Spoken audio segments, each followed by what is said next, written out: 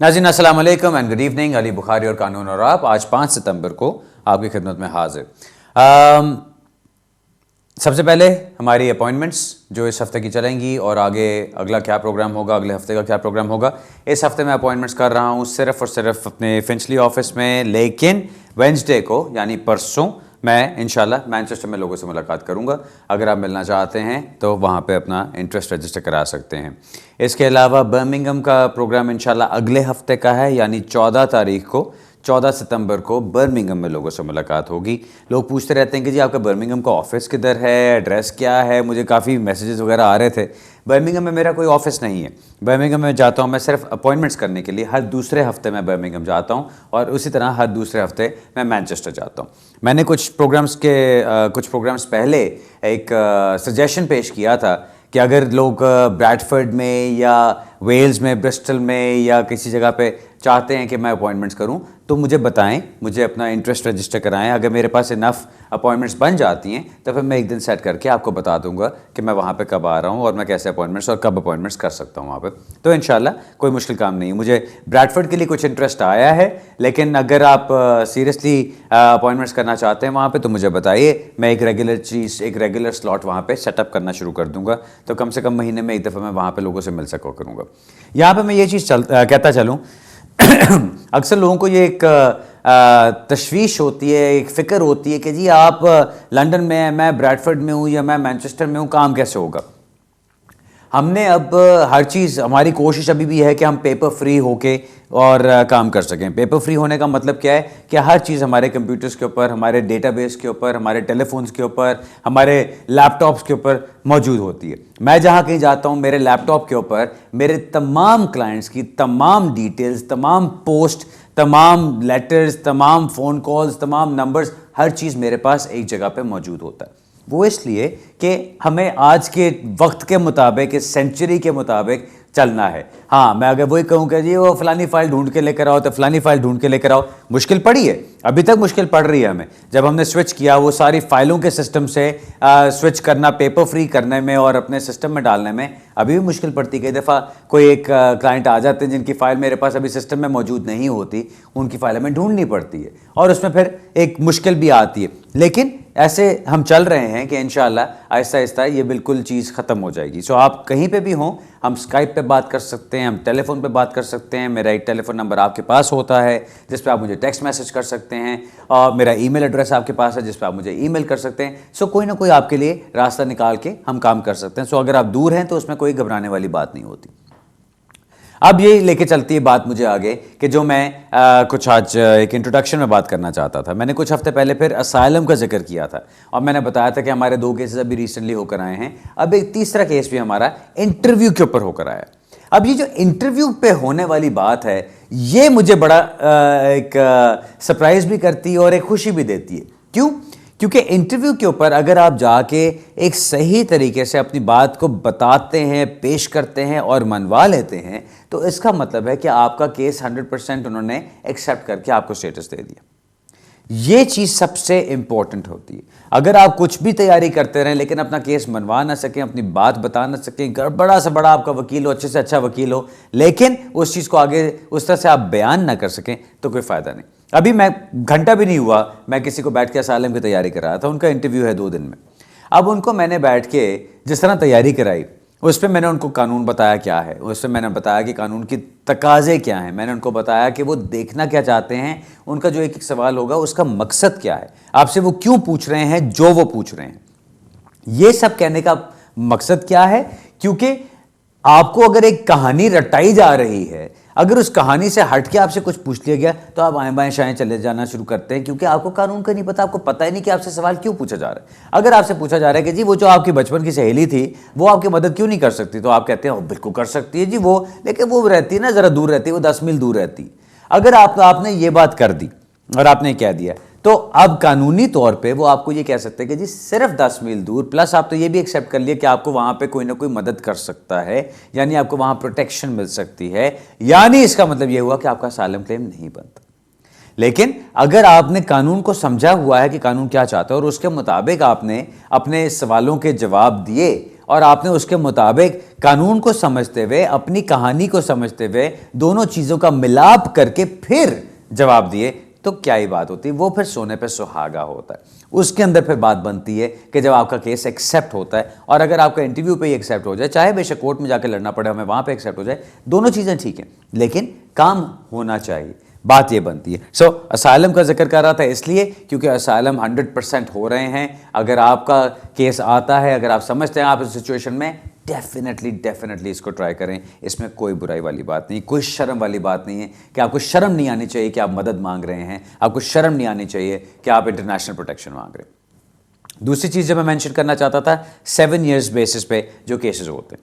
अब 7 ईयर्स का क्या है, बच्चों वाला जो रूल है सबको पता है। उसके बारे में क्या है कि जी बच्चे को 7 साल हो गए यहाँ रहते हुए और अभी भी अनरीजनेबल है कि उस बच्चे को यहाँ से निकाला जाए।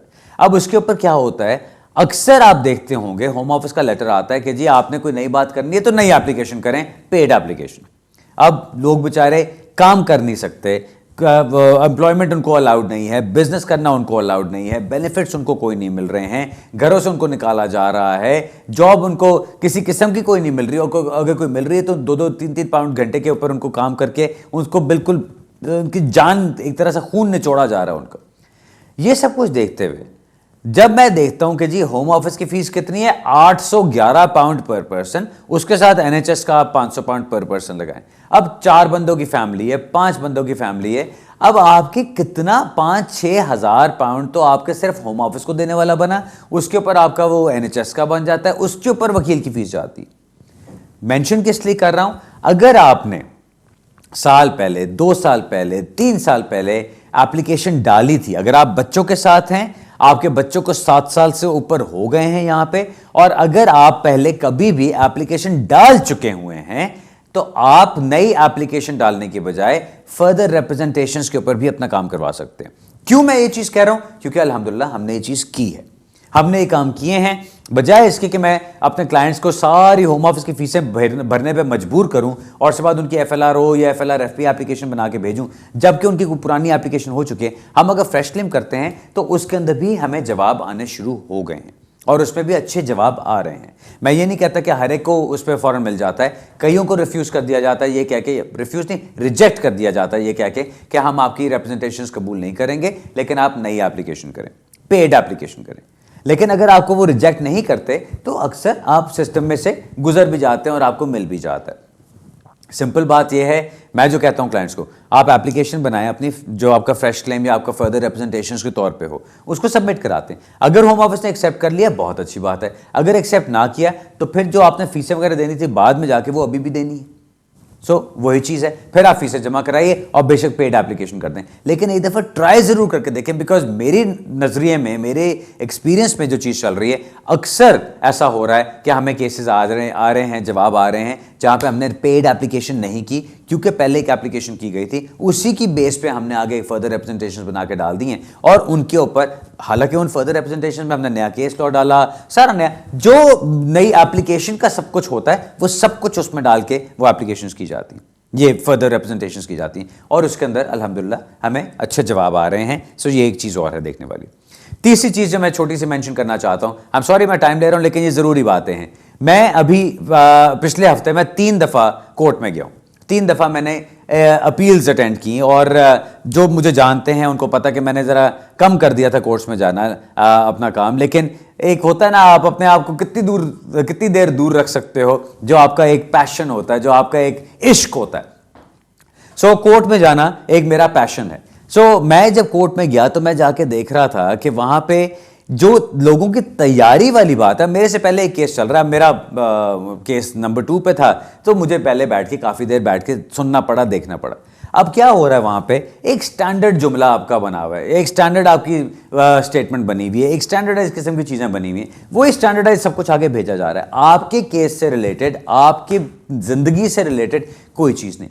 अब जिस तरह से मैं एग्जाम्पल पहले दिया था, लेटर्स ऑफ सपोर्ट चाहिए, अब वो एक केस के अंदर 4 लेटर्स दिए हैं। अब वो 4 लेटर्स में क्या है, my name is dash, I live at dash, my date of birth is dash. अब ये जो डैश डाली हुई है वो टाइप हुआ हुआ लेटर है, फोटो कॉपी किया हुआ, पहला वाला इंक जो है वो कलर नजर भी आ रहा है, बाकी उसके फोटो कॉपीज किए हुए, और वो फोटो कॉपीज करके एक स्टैंडर्ड लेटर सबके लिए बना के, सबकी तरफ से बना के वो 4 लेटर्स ऑफ सपोर्ट लगा दिए। जज ने वो लेटर ऑफ सपोर्ट देखे, कहता है ये तो बिल्कुल एक जैसे सारे के सारे लेटर्स हैं, I don't give any value to this. 1 second में उसने उठा के उनको साइड पे फेंक दिया। अब इसको कंपेयर करें दूसरी तरफ, जहां पे एक बंदा आता है, आपको लेटर ऑफ सपोर्ट देता है, वो आपका 1 सफ़े का उसने पूरी स्टेटमेंट बनाई हुई कि जी मैं आपको कब से जानता हूं, मैं इस बंदे के साथ कहां कहां काम करता रहा, हमारे फैमिली टर्म्स हैं, इसकी सिचुएशन वापस अपने कंट्री में क्या है उसके बारे में जो मैं जानता हूं मैं बता सकता हूं, ये यहां पे बहुत अच्छा है, मैं इसको सपोर्ट भी करता रहा हूं, आगे भी मैं इसको सपोर्ट करूंगा, मैं इसको जॉब भी दिलवा सकता हूं अगर इसको काम करने की इजाजत मिल जाती है, और मैं कोर्ट में मौजूद होऊंगा इसकी गवाही देने के लिए और इसको सपोर्ट करने के लिए। अब जब आप दोनों चीजों को कंपेयर करते हैं तो पहले वाले लेटर्स जो आपने 4 फोटोकॉपीज करके डैश में अपना नाम डाल के सिर्फ और वो लगा दिए वहां पे, जिनकी कोई वैल्यू नहीं, और उसकी जगह पे आपने एक बंदा खड़ा कर दिया जिसको होम ऑफिस का वकील सवाल पूछ रहा है, जज सवाल पूछ रहा है, आपका अपना वकील सवाल पूछ रहा है, और फिर आपने उसकी क्रेडिबिलिटी बनाई। कितना जमीन आसमान का फर्क पड़ता है।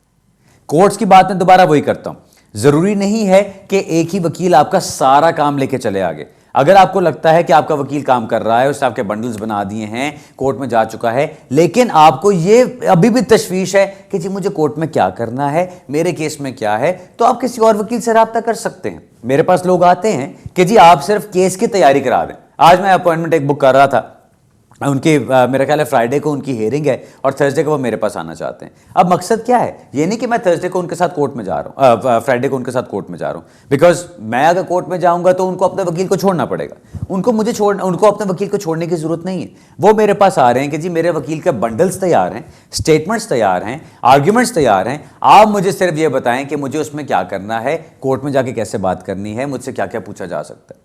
अब एक चीज होती है जो एक नॉर्मल कंसल्टेशन होती है, वहां पे आपको बता दिया जाता है जी कोर्ट में आपसे सवाल जवाब किए जाएंगे, जनरल एरिया ऑफ लॉ क्या है, पहले ये प्रोसेस होता है कि आपसे सवाल पूछेंगे, फिर आपका वकील पूछेगा, फिर उसके बाद होम ऑफिस का वकील पूछेगा, फिर जज सवाल पूछेगा, फिर री एग्जामिनेशन होगा, और ये सारा करने के बाद फिर सबमिशंस आएंगी। सबमिशंस पहले फिर आपका पहले होम ऑफिस करेगा, फिर आपका वकील। अब ये आपको एक प्रोसेस बता दिया गया, ये तो एक सिंपल चीज है। लेकिन अगर आपसे ये कहा जाए आपके केस में आपके बच्चों से रिलेटेड सवाल किए जाने हैं, अब आपसे अगर ये पूछा जाता है कि आपका बच्चा यहां पे कौन सी जबान बोलता है, घर में किन बच्चों के साथ उठता बैठता है, अगर वो वापस जाएगा तो कौन से स्कूल में जाएगा, क्या आपने उसकी कोई रिसर्च की, क्या आपको काम के बारे में कुछ पता चला, क्या आपको पता चला कि बच्चा कौन सी चीज़ में अपना एजुकेशन आगे बढ़ाना चाहता है। कई दफ़ा होता है बच्चे टीनेज ईयर्स में जा चुके होते हैं, अब वहाँ पे क्या हम बच्चे की कोई स्टेटमेंट लगा सकते हैं साथ। ये चीज़ें जो पर्टिकुलर चीज़ें हैं आपके केस से रिलेटेड। मैं समझता हूं आपने पैसे खर्चे होते हैं और आपको ये फिक्र होती है कि जी अब हमने इतने पैसे खर्च दिए, अब और किसी वकील को नहीं देना। लेकिन अगर आपको उसके अंदर एक वैल्यू मिलती है कि आप अगले दिन कोर्ट में जाएं तो ठक आपको पता हो कि जी मुझे एग्जैक्टली किस तरह से जवाब देना है, कानून क्या है जो मेरे केस के ऊपर अप्लाई होता है। मैं आपको रट्टे नहीं लगवा सकता क्वेश्चंस के, लेकिन मैं आपको बता सकता हूं आपके केस पे कानून कैसा अप्लाई होता है और उस कानून के मुताबिक आपको जवाब कैसे देने। और मेरे नजदीक ये एक जादू है, क्योंकि जब आप कोर्ट में पहुंचते हैं और आपको अचानक सुनने के साथ साथ आपको नजर आना शुरू हो गया कि हुई ये जो सवाल पूछा जा रहा है ये तो इसलिए पूछ रहा है कि कानून ये मांगता है, ये सवाल पूछ रहा है होम ऑफिस का वकील ये इसलिए पूछ रहा है कि वो चाहता है कि वो देखे कि मैं वापस जाके सेटल हो सकता हूं कि नहीं, ये सवाल पूछ रहा है इसलिए देखने के लिए कि क्या मेरे बच्चों के लिए रीजनेबल है कि उनको वापस भेजा जाए। इसका जवाब आप उसके मुताबिक देते और अचानक आपका केस यहां से यहां पहुंच जाता है। जज के सामने क्या है, आपकी क्रेडिबिलिटी यहां से यहां पहुंच जाती है, बिकॉज आप हर वो चीज कह रहे हैं जो जज देखना चाहता है, जो जज सुनना चाहता है। जैसा मैंने पहले कहा कई दफा, अब अपील के राइट्स बहुत कम मिलते हैं।